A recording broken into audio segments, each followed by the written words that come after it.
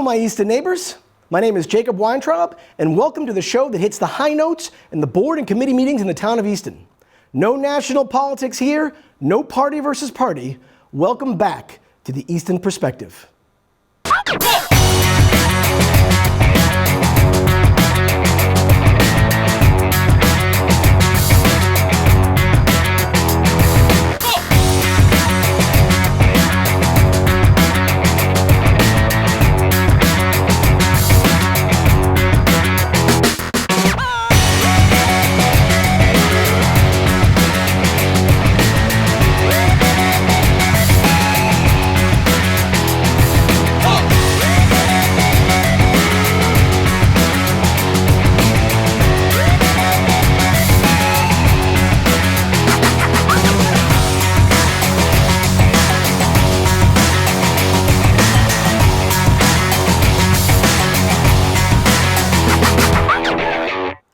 Well, thanks again for joining us. It's our third episode.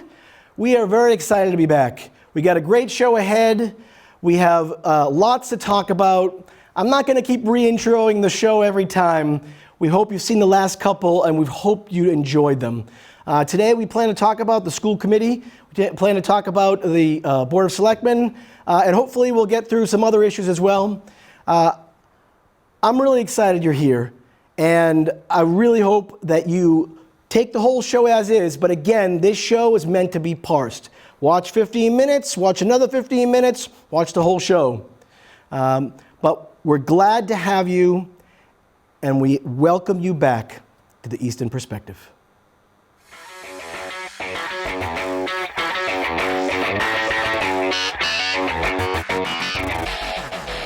So today I'm going to start the show a little different. I'm introducing something called the EP's Conversation Corner. It's where I take a moment, talk about Easton, talk about my feelings about Easton. Generally, I'm the moderator. Generally, I'm going to have a conversation. But today, I'd actually like to have a conversation with you. All right? So, obviously, we've just been through a major storm. It was crazy. I was without power for several days. I have a feeling there might be a few people who are still left without power. Somehow we all managed. In my case, not only did I not have power, but I actually didn't have cell service. I was literally in the dark. But I took the advantage, and I spent some time with my kids. We watched MASH by candlelight in a rechargeable DVD player, and actually we made some great memories. But beyond that, I'd like to talk about something that once upon a time in my earlier show we referred to as neighbor versus neighbor. Today I'd like to refer to it as neighbor and neighbor. There was a tremendous amount of neighbor and neighbor in this past storm. Easton is a fantastic town. From the businesses to the people. There were gas stations that were allowing you to pay later. I won't name the station, but it's at Five Corners. They were stuck because they could only accept cash, and the owner was fantastic. People were offering their house up when they had generator power. Come on over to strangers, to friends, charge your phones, charge your computers, get warm, have a hot meal. It was amazing. It really was an amazing thing, and it should remind us what Easton is about. On a lighter note, Twitter. I have great news and not so great news. The great news is we had a result in the Twitter poll for the adult prom. The bad news is I was the only one who voted. I'd really love to have more participation than just me. I'd love to see my own opinion, but while we had an answer, it really didn't represent the whole town. And that's what I'm looking for in those Twitter polls. In fact, actually, what I'd really like to do is make a call to you. Use the Facebook page if you'd like. Use the Twitter page directly if you want. But if you're not on Twitter, use the Facebook page. Email me.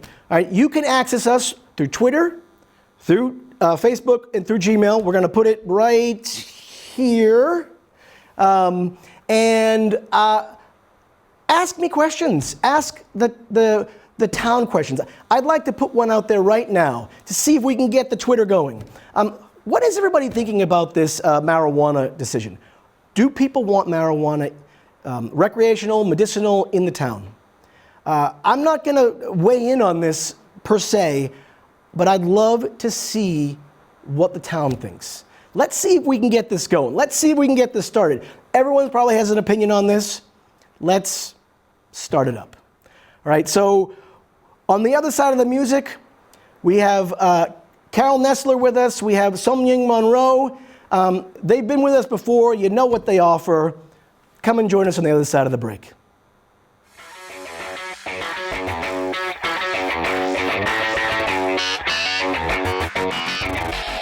Well, thanks for joining us again. In studio now, we have Carol Nessler. She's back with us. Carol, thanks for joining us again. I feel like a regular. I will call you a regular. We have 3 shows. I would consider, of the 3 shows, you're a regular. All right. Well, glad to be back. As you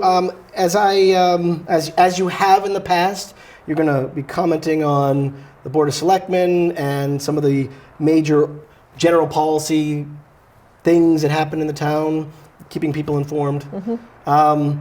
I think first on your item, and I think this was something we talked about in the break, was kind of wrapping things back up, coming back to it, the budget. Okay. Do we know more about the budget? Well, there was another presentation that Connor made to the Board of Selectmen on the 5th of February, and right now there's a projected deficit of about, I say about, I'm going to read you the exact number, $856,954.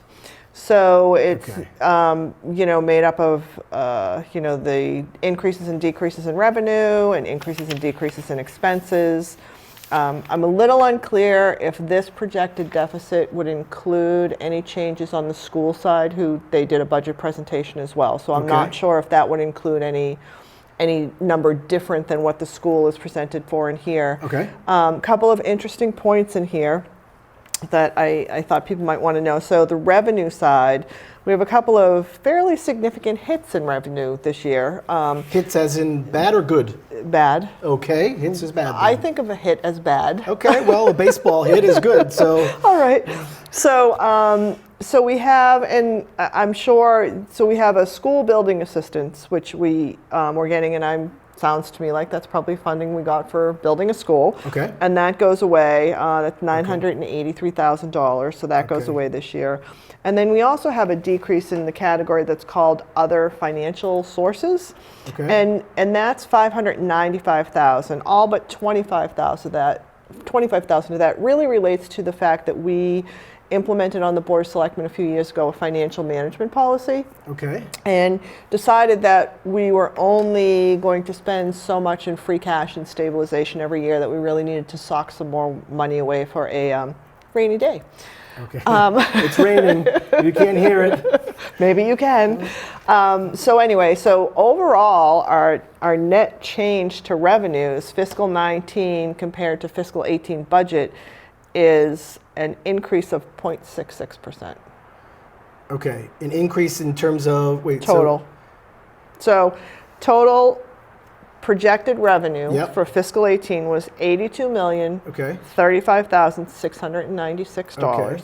Total projected revenue for fiscal 19, $82,581,083, an increase of $545,000. Okay, so we have an increase in revenue, but you're saying we have a larger increase in the expenses that we're expecting to have, which you don't know. They may not include the new positions that are coming up. Yeah, I'm not sure whether that includes any of the changes to where the overall school budget fell as far as what they're going to ask for as compared to what is in this paper. And we will talk a little bit. You and I will talk a little bit more, I believe. In my notes here, we're going to talk a little bit more about those positions that might have be coming forward in the schools.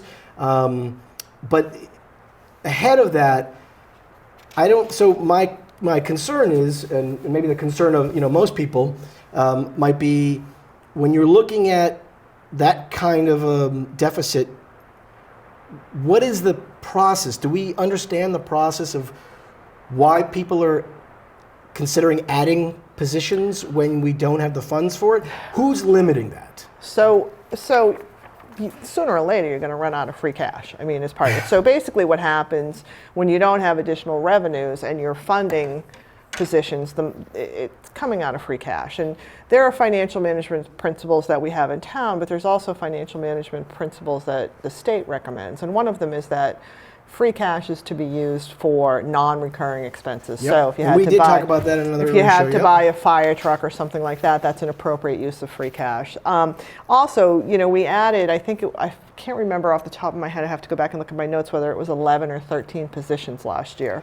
I remember that as well, which is again why I'm thinking there's a lot Right. more positions being added in a deficit that's increasing. Right, with no changing revenues. It's, no permanent change in revenues, which is again, if you're fiscally conservative, it's a little disconcerting. Yep. But also, if you look at the number, the $856,000 number, that's the deficit, you do have to wonder, without those positions being added, where that number would be today. Would we be starting even? Would we be starting with a $200,000 deficit instead of an $800,000 deficit?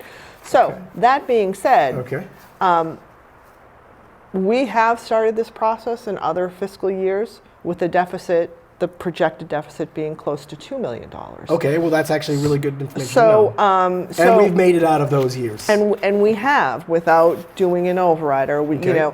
So I'm not sure if when, and I certainly can ask Connor this. We had started a few years ago that when we got this budget initially, it was just, what does everybody want? Throw it out there, you end up with your $2 million deficit, and then you start going through the process and saying, well, we can't do that, we can't do that, we can't do that. Right. I am not sure if that is the same process that happened this year, Okay. or if Connor has gone through and said, well, has sort of whittled things down to Okay. start with. But I will say that the $800,000 number, better than it has 2 been million? for Better than 2 million. for the Okay. past several So, years as far as the beginning deficit number. I think I'd like to add a commentary on this, which is, you say fiscally conservative. I say most people who have a budget in their family, you wouldn't call them fiscally conservative to make sure that they stay within their budget, right? So I would just say let's make sure that we don't overpromise what we have and then put ourselves in a position where we've got less free cash to do other things like things that come up. And you had said last time, we're not even through the winter yet. We don't know, this is a big mystery, and we may be getting more snow today. It was nor'easter after nor'easter. I just think that for me personally, I feel it's a smarter play to not be, headed in this direction where there isn't, it's not clear who's reining this in. Right. And that might be something that we can get further clarity on. We can bring this to the people next time. But who is the one making the decision? Honestly, ultimately, who can rein it in, if they want to, is the town. Because town meeting votes on the budget. So the town does have the opportunity at any time to go to town meeting and say no. So actually, I just want to push on that for a second, because let's say you see the budget, you're hearing this show, you're like, wow, that is really something I want to weigh in on, but you feel like, okay, well, the process is gone, what am I going to do? So you go to the town meeting, and what does it look like so not everybody goes to town meetings. I know that there's struggle in numbers with these town meetings. Yes. And so you go there and you say, I don't like the budget, or you say, can I make an amendment to the budget? Does that have to go back? Right. So you can make amendments to the budget. You can put a hold on a budget. So you can approve like department by department by department and put a hold on a budget. You can, I believe, adjust the bottom line. And do you have? I know there's a But it moderator. has to pass muster. Whatever Right. you do, it has to. You have to get the required votes to change it. And the other thing, just to keep in mind, I remember years ago there was a budget vote, and the town decided to approve. I'm trying to remember because I wasn't involved myself, but there was somebody was going to lose their job. Mm-hmm. Okay. And very serious. And the town didn't want this, so they voted a higher budget number. Okay. But the town administrator was not obligated to spend it the way, is my Okay. understanding, as I remember, to spend it the way that they wanted to, so that person still lost their job. And I remember it was very controversial at the time. Okay. So I think within departments, in the same way that we can appropriate an amount to the school committee, but the school committee and the school choose. administration decides how that Okay. money's So, spent. so let's, I just want to, because honestly, I've been to the town meetings. I don't go to all of them, and my promise is to get better at that. But they're intimidating. You have to stand at a mic, you've got to say something, and everyone's using these official, like a moderator is very official. What is it that a person who says, I don't like this budget, that doesn't seem right, I don't agree with this, they just walk up to a mic and say, I don't agree with it, or do they have to say, like, point of order? Well, it is a little intimidating. In the last few years, I feel like there's been a real sort of snipping of conversation on town meeting floor, which makes it even harder. When a budget presentation is made, you want to question the budget presentation, but our current town moderator has on occasion said, look, that's outside the scope of what you're voting on, so you can't really ask the question. So I think we need to have pushback on that, in the sense that if there's a presentation that's happening and it's the first time the town is seeing it, we should have an opportunity to ask questions. And then from a procedural standpoint, if somebody feels strongly and doesn't really know what the procedure is, there's no reason they cannot ask the town lawyer who's sitting right there on the stage, or the town moderator, I want to do this. Okay. How do I say this legally to make this happen? And actually, so you hear this, if you have a concern and you don't know how to approach it, and trust me, I'm an attorney, it's still very intimidating for me. There's a process. If you don't know what the process is, you can ask the town attorney. And I'm sure if you see Carol there, she probably could push you in the right direction as well. And I will say, very often at our meetings, Walter Gallus is there, who was the town moderator for years and years and years and has vast knowledge. He's certainly somebody you could reach out to at the town meeting. I'll make him wear a name tag next time. I'll ask him to come in with the big sign-on. That's fantastic. Or Okay. maybe reach out to him prior to, if you have Okay. some questions about how. He is really a great resource. Excellent. That's fantastic. Okay. So actually, I could stay on that segment forever, but actually there's other things I wanted to get to with you. Okay? All right. This is live. I'm doing my best here. Actually, we have another major issue in town, and I know that you're very well informed about it, which is, I think you call it the MJ initiative, the MJ marijuana in town. Yeah. I've already introduced that as potentially a new Twitter poll to see if we can get some more than one person, me, into the Twitter world for the Easton Perspective. Can you give us your insight on this? Sure. So we have a committee who has been looking at all of the pros and cons of allowing or not allowing recreational marijuana in our community. We're in a unique position because even though the recreational marijuana law passed on the ballot, we're a community that did not, we voted against it. Okay. So we're in a unique position that simply by a town meeting vote, we can ban recreational. Now I want to be clear, we're not banning the legality of the marijuana. It will be legal regardless. That is the law. Right. So if they get it somewhere else. Right. It was already decriminalized years ago. It was like a fine. So now it is legal. You can grow your own, but we have the option of whether we want to allow establishments in our community to sell or grow recreational marijuana. So we voted, I thought it was a pretty good percentage of people who voted against this when the initial ballot came through. And we're in a unique position. So there's a group of people, a marijuana advisory committee, I call them the MJ advisory committee, who've been looking at the options. And what we're going to, it appears that what we're going to end up with right now are two separate warrant articles on the warrant for the spring, the annual town meeting. Okay. And one warrant is going to effectively ban it all, and one is going to allow perhaps cultivation, but so not retail. So they'll vote on one, and if one doesn't passed, then they'll go to the next. They'll go to the next. Okay. So Another reason to be at the down right. there. I think it's a really important issue. I feel very strongly about this. I know a lot of people don't agree. People are on all sides of this. And I think the one thing that's really important for people to realize is that when this first started and there were community host agreements and stuff, this was really viewed, even with the medical, as a real boon to the community from a financial perspective. Mm-hmm. With the new laws that are in place, you're not going to see that at a local level. There is some sales tax if there's retail, and it looks like either one of our warrant articles would ban retail. So we're not going to be collecting a sales tax on it. There's no sales tax when you're so growing what's the advantage of bringing them in town? So a new business, new jobs. How big are these things going to be? So the medical cultivation could have been really quite large, but you can do a host agreement for the first 3 years for cultivation. However, you're supposed to only be charging the actual costs that are related, and then after your first few years, that just you can't charge more than what you can prove you're spending. So this is not going to be a financial. So essentially, it's meant to zero out what you're. Right. So the state's going to get money because they're going to charge the sales tax, and if you have retail, then you're going to get some local sales tax.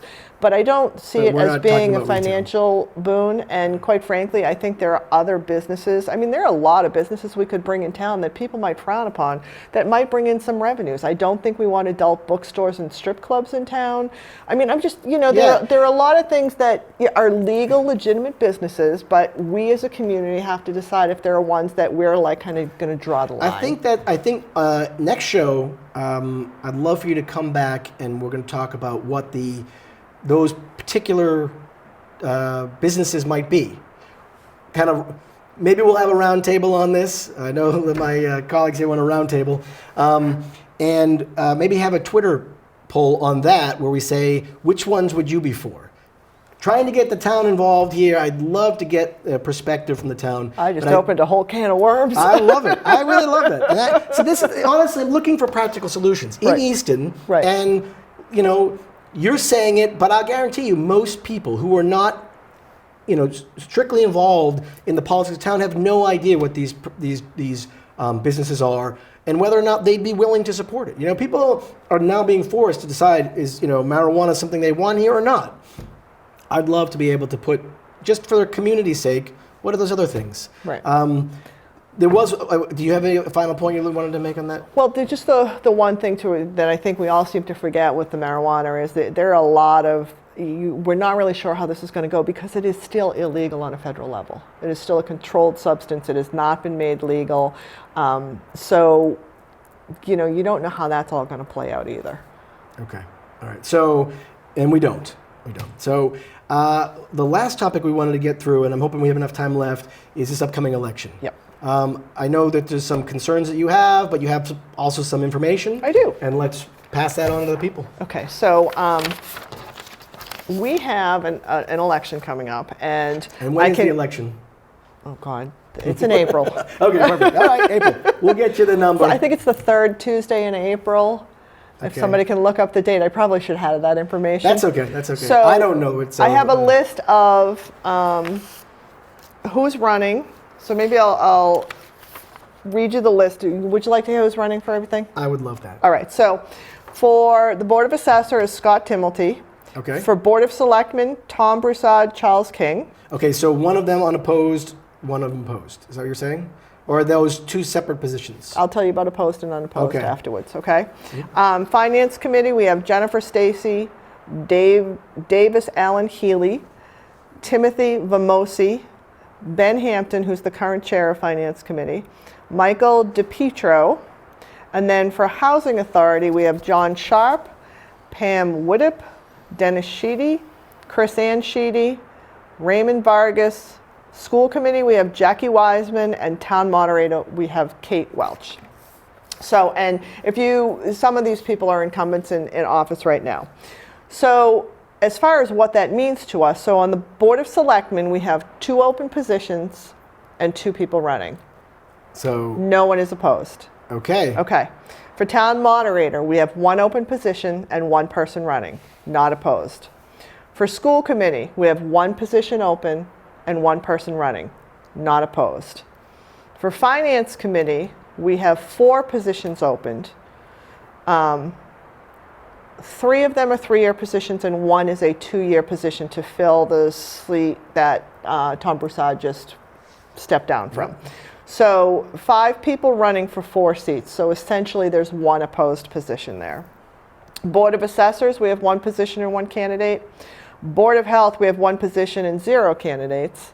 And Housing Authority, we have 1 5-year position with 2 candidates, and then 1 4, 1 3, and 1 2-year position, all with 1 candidate. So in this whole slate of positions we have in our community, we have 2 potentially contested positions.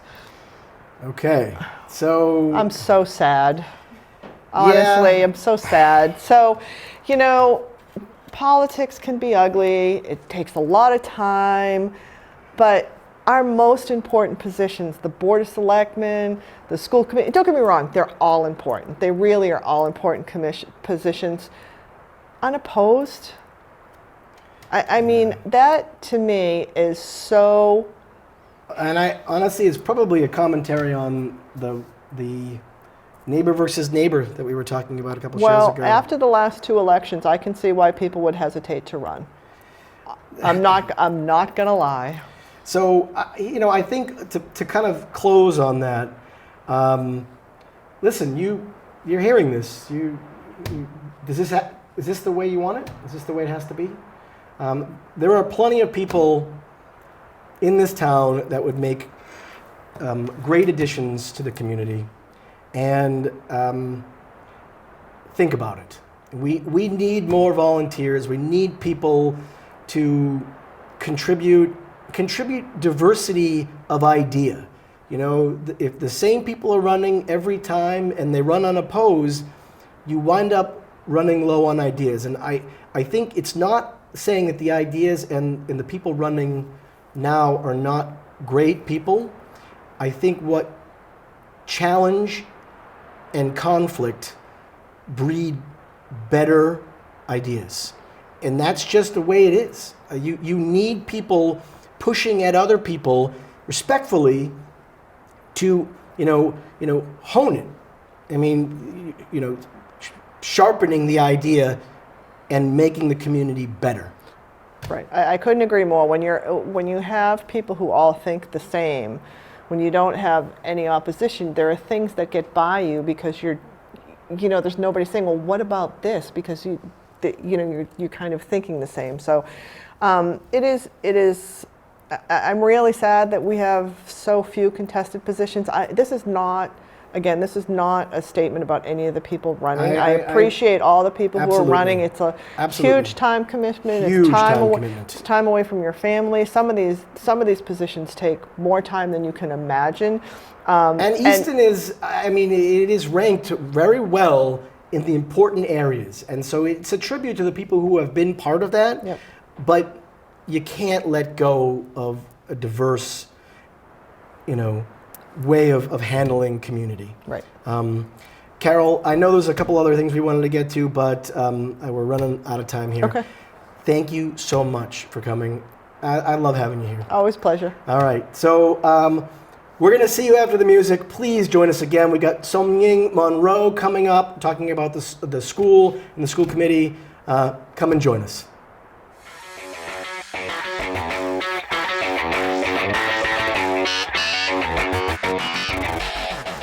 Well, thanks for joining us on the other side of this break. In studio, again, we have Somying Monroe. Thank you for joining us. I know that this is a commitment of some sort. I'm hoping to make this a very fun conversation for those of you who also want to be part of the show. But I know that you do. We do a lot of research for this, and it's appreciaed. Thank you. It's just chicken scratch. It's really trust me, it's not chicken scratch. It's well charted and organized here. You are here to talk to us about the school committee. Yes, a little bit. Okay, and then some of yeah. the overarching issues that are probably on everyone's mind about the school, potentially related to the budget, I think we're talking about? Yes, some Okay. things about the budget. It's in the preliminary stages. Okay. So, it has to get whittled down. So. And so can you talk a little bit about, when was the last school committee meeting? February 16th. Okay, so, The next one will be March 8th, which is tomorrow. Okay. Which this will probably air after. yeah, probably year after that. I'm sorry, I'm not as good at putting this together like that, but we'll do our best. In fact, often the studio helps me put this together, so props to them. I know there was a major issue that was discussed. Due to the unfortunate events that happened in Florida, Yep. Dr. Cabral and I believe the school committee have received a number of letters and contact from, concerned parents, I'm assuming other community members. And so Dr. Cabral, during the superintendent notes, mentioned that that there was a security audit done in 2015. Okay, so it's 2018 now. Yes. So that's 3 years ago, roughly? 3 years ago, yep. Okay. But they worked in conjunction with, it was the Easton Police Department and the Easton Fire Department who vetted a company, and they decided to go with Synergy.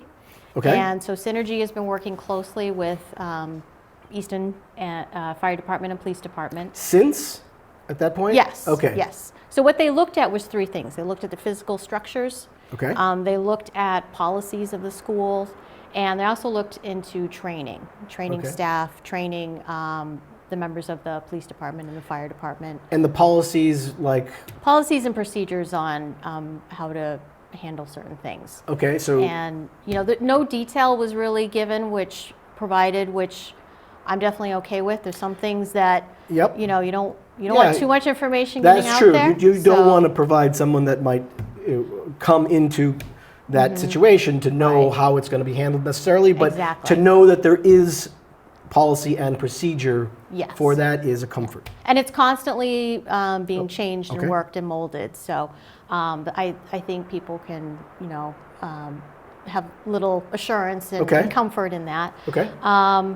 And so, yeah, it's just a. So those the security audit, you're saying that as part of that, we're going to set up ongoing evaluation processes, and we're in the midst of that. So Absolutely. So that's actually really comforting. So you're saying there's a company that the town has hired to Yes. continue to work with the police department. Yes. Okay, so that's. Yeah. I think that should be a very that's useful information, particularly given these recent circumstances. Absolutely. Okay, so I have a feeling that was probably a lot of the meeting. No, the meeting was a lot more, actually. Okay. So they. That's probably the my points that most people right now were thinking about, to be honest. Yes. All right, and I think that ties dovetails very well into some of the moves that we talked about in the break, related to positions that might be coming. Yes. And this is actually, we noted this in the earlier segment related to potential new budget considerations and whether or not the budget accounted for these or not, we don't know, and we'll revisit that. But I know that there's some positions that are being added and maybe some positions that are being taken away. I know there are definitely 10 positions being added. So this is actually, I received this from an article from the Enterprise, and the Okay. article is dated February 27th. Okay, February 27th article. So after the most recent school committee meeting that I watched. Okay. And Dr. Cabral, there's 10 new positions, okay? And one is an adjustment counselor. Okay. And the new we have existing adjustment counselors. Off the top of my head, I forget how many we currently have. But this new one would cover half the time would be spent at EMS and the other half of the time would be spent at RO. And do we know what that means? It's my understanding that the adjustment counselor works with the school, physical therapist, occupational therapist, speech therapist, guidance counselor, and they try and form the best programs for a child on an IEP. Okay. And I believe it's strictly for children who are on IEP. That's just my understanding. Okay. Double check. Okay.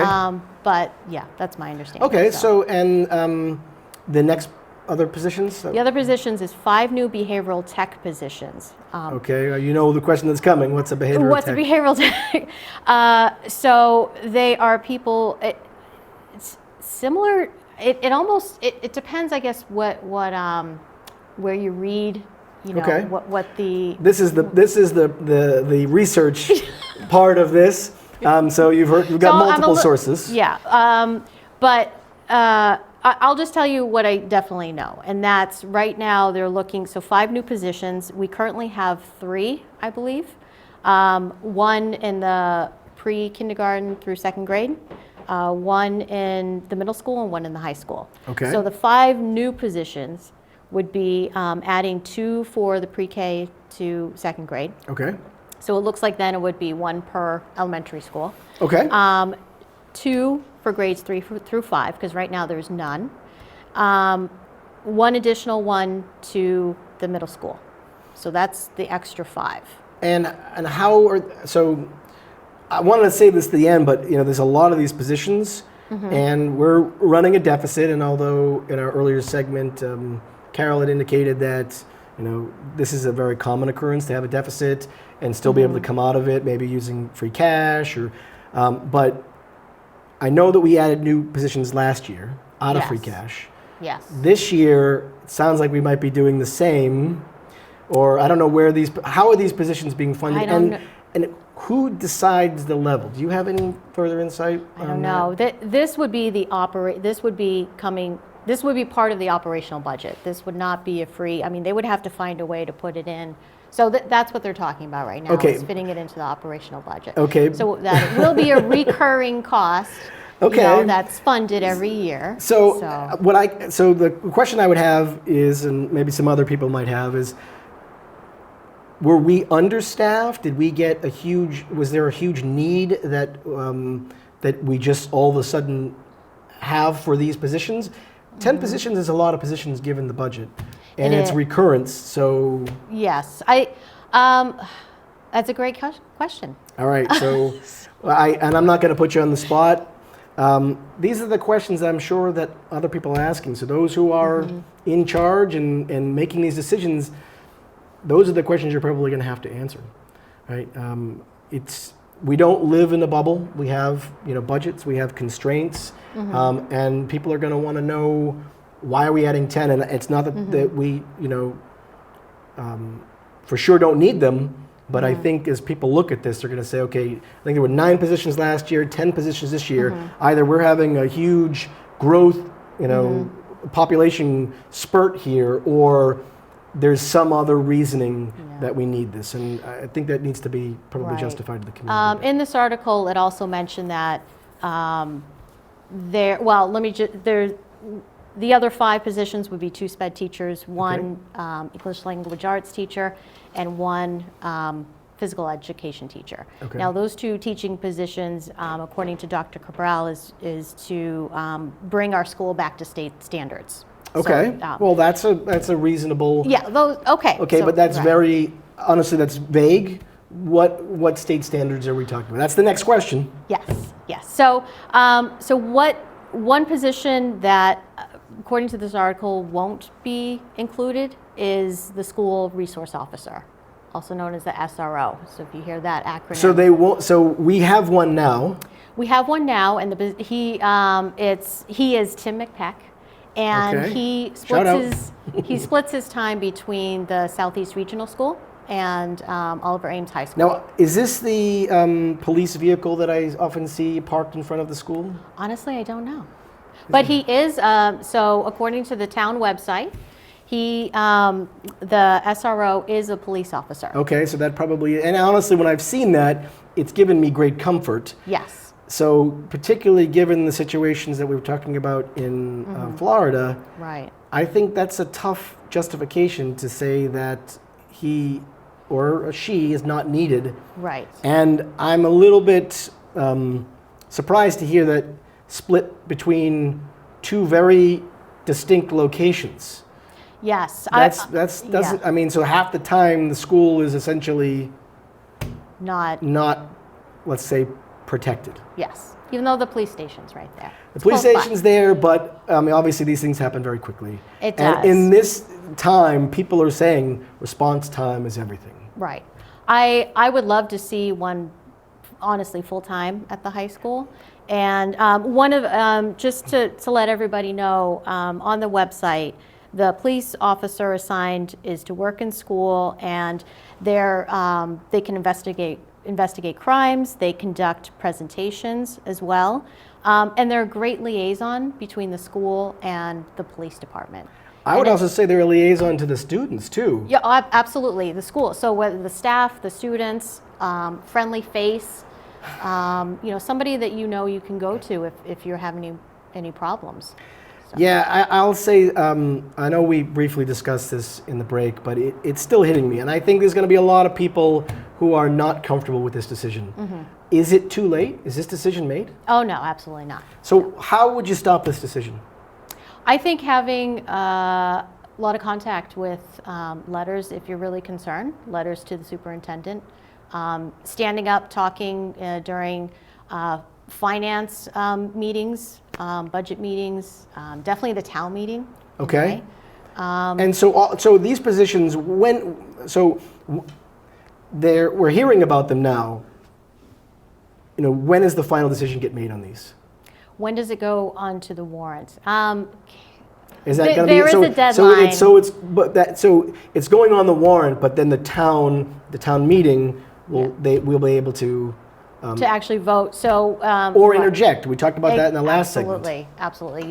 You can each line item. So each department, you can, like Carol said, put it on hold, and then when they come to that line item, you can head up to the mic, have your discussion. I've done it. If I can do it, you can do it. All right. It's intimidating, but it's worth it.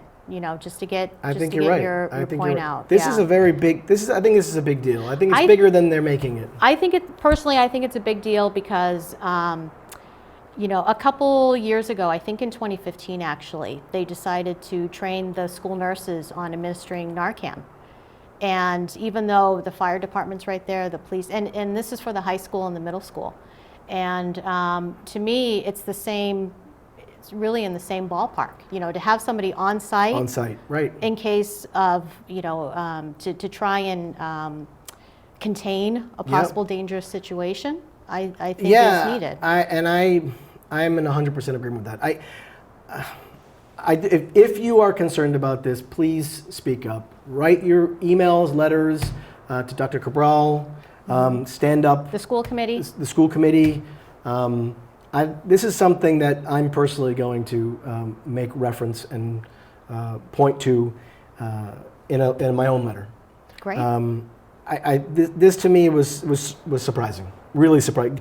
Given everything that we're seeing in the news right now nationally, not about national politics, regardless of how you feel in that arena, people, I bet, feel more comfortable with that individual there. And I think that's disappointing that is going to be lost in this next budget, or could be. It could be, and hopefully it's not.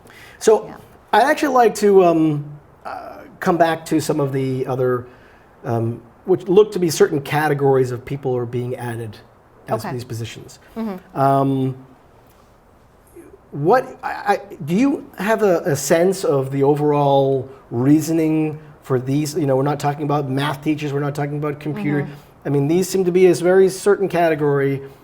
What are we trying? Is this part of an initiative that relates to this particular? It does. There is a quote from Dr. Cabral in this article as to why we're leaning to add the 5 behavioral techs, I'm assuming. And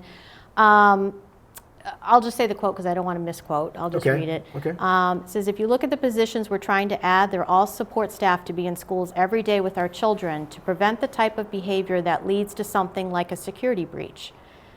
She goes on to say, we are looking at it a different way. We want to maximize dollars to provide interventions and therapeutic services. Okay. So I guess it's a different perspective. You often report on this. We've had you on the show for the last three. This is the third time you're here. I'm really interested in your opinion. What's your opinion on this? Well, I feel I would prefer a full-time officer. The SRO. The SRO on the premises, and I think we can make this happen. I think I understand having an adjustment counselor. I have personal understanding of having one, but sometimes you have to decide what's really a priority. And I understand this is the way that the superintendent and maybe the school committee, I don't know, but these are the superintendent's words. So I understand her perspective on it. Okay. I just don't agree with it. Okay. Now, is it because it's one for the other, or would you, obviously this is a big budgetary commitment. It sounds like there's a lot of behavioral adjustment. To be honest, someone looking at this who is like me, kind of hearing it, I don't know what the difference is, and maybe that'll help when that becomes clear. But they do sound like there's a category here, and it looks like we are looking for intervention. Yes. Okay. Prevention and intervention is how I see it. And I am certainly not against that personally. I think if it's a trade-off, I would be more concerned. I don't know how many are needed and at what age levels. But my pushing back on this is, say, if I was to have all the money in the world, then yes, there's the ability. I think you need to be having people looking for those signs. I think teachers probably in general probably already see those signs. I don't know if these people in these positions are intended to provide, what kind of intervention are they going to provide? Are they going to provide counseling? Are they going to provide, a direction? That would be good to know. But I'm a proponent of having the target harder, if we were to put it that way. Protecting the kids and having a liaison to those kids who honestly may never, in their young life, come in contact with a police officer other than, maybe a traffic stop or, where, it's not the positive. You want this liaison, this positive model, someone that they could go to. I guess I'm struggling to see there's a lot of positions that are being added. I don't know what they add, and I think maybe in the future, as this evolves, we can find out, but it's a big commitment. Yeah. I think you bring up a good point with as far as authority. What authorities do they have, and what direction can they take if there is a problem? And I think the key with anything is it's communication, and communication directly to a police officer who's right there on premises is invaluable, I think. So I really hope there's a way that we can definitely fit a full-time at the high school. SRO would be wonderful. Okay. So I think really what we're coming back at is there's different perspectives on what we should do here. I think both positions have merit. In positions meaning, to have the SRO, not to have the SRO. I'm not going to discount that. My personal opinion is I think that needs to stay. I'm more than willing to hear about these other positions, but I think the community has to know. The whole point of the show is to inform the people. You make the decision. This is your town. Right? And also, just real quick, threats don't come only from within. Agreed. So to have somebody who's trained already on outside threats, again, is invaluable. Okay. Obviously, we could talk forever on this, and I really appreciate all the effort you've put into this. This is the serious considerations, and I really thank you again for coming on the show. Thank you for having me. I hope you come back. I hope you are a regular, but in the meantime, I'll get some final thoughts right after the music.